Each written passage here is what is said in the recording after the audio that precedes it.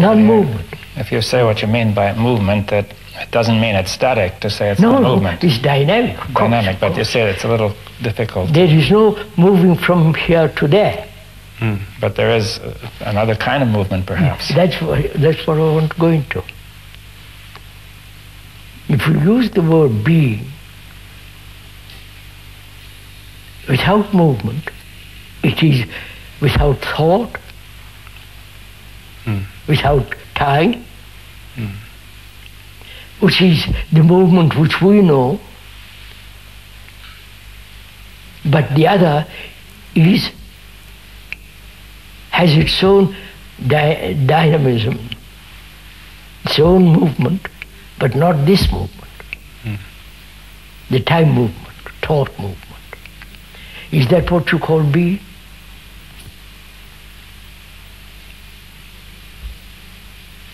I suppose it is.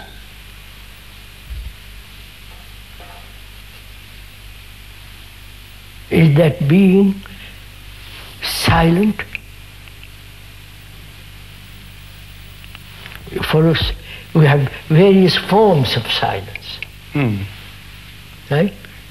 Yes. I mean, it may not be silent in the sense of soundless. I'm using the word silence in the sense without a single movement of thought. Oh, well, in that sense it must be silent, almost by definition. Yes. So, has my mind, the mind, has it stopped thinking? Has it not stopped thinking? Has thought found its own place and therefore it's no longer moving, chattering, pushing around? Because there is no controller. You follow?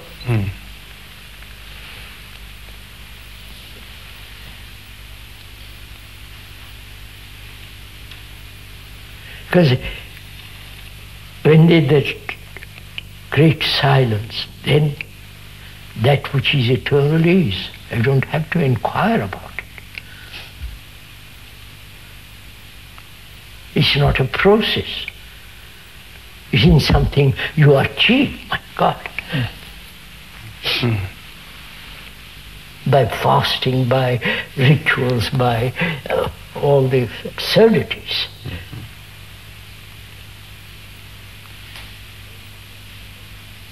So you hear that. Yes. You hear X saying that.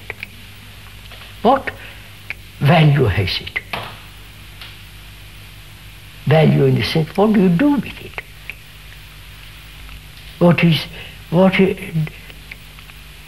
Has it any importance or none at all? Because you are going your way. You are a psychologist, you will go your way. I'll go my way because I've said what I have to say and it ends. Then what?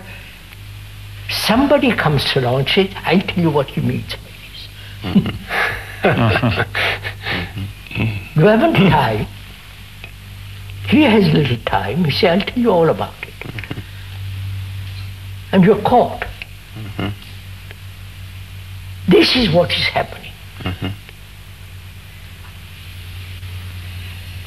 From the ancient of times, the Sumerians, the Egyptians, the Babylonians, they have played this. And we are doing still the same kind of nonsense. And I said, what has religion done to man? It hasn't helped him. It has given him romantic, illusory comfort. You look what we're killing each other, don't go to it.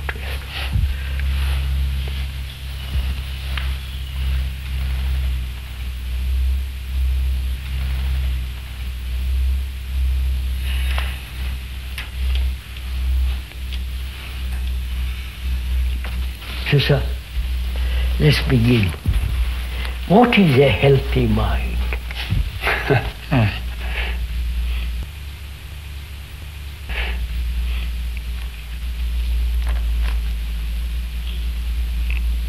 It's a mind that's not caught so in this... Mind that's whole, healthy, sane, holy, H-O-L-Y, holy, all that means a healthy mind. Mm-hmm.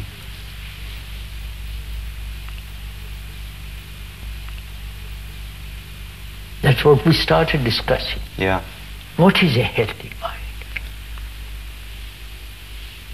The world is so neurotic. How are we going to tell, you as an analyst, as a psychologist, how are we going to tell people what's a healthy mind? Nobody's going to pay attention. Mm-hmm. They'll listen to the tape, to television, see what it is, they'll agree, but they'll go on their own way. So what do we do? How do we, first of all, do I have a healthy mind? Or is it just a lot of pictures, words, images, and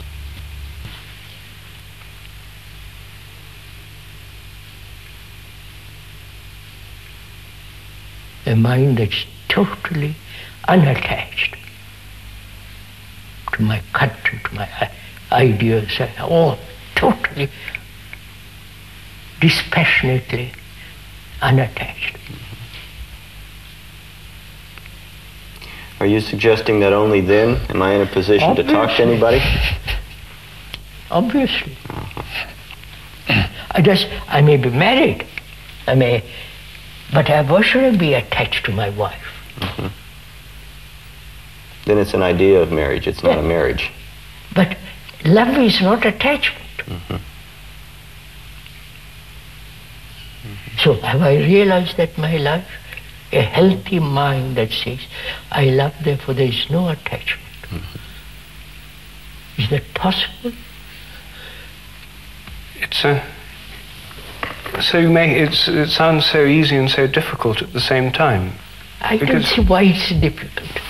Because, you see, I hear what you say. I think this is absolutely wonderful stuff. I want to have a healthy mind. I want to be in a state of being. And then, you see, I realize that it's back into this state. I can't become in a state of having a healthy mind. And I can't move by an act of will or desire into this state. It has to happen. And it can't happen through any act of my will. No. So I have to let it happen in some sense. So begin to inquire.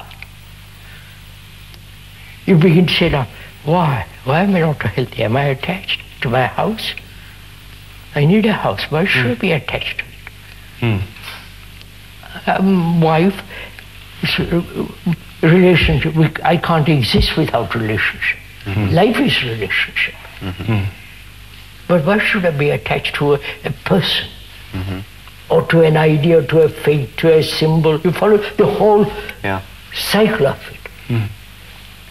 To my nation, to my guru, to my God, you follow? Mm-hmm. Attachments right through. Mind can be free of all that.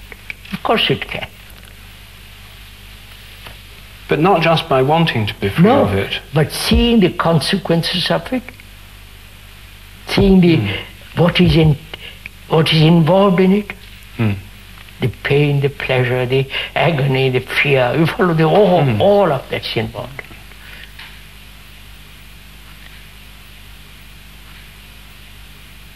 Such a mind is an unhealthy mind.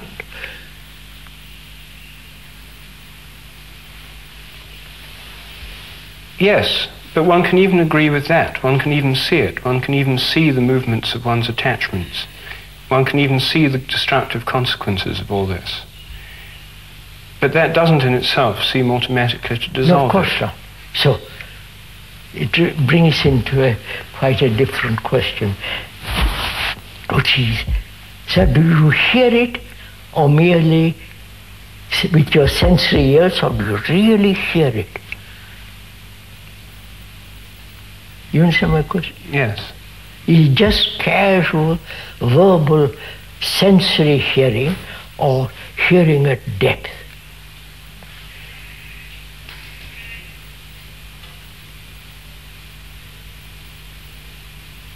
If you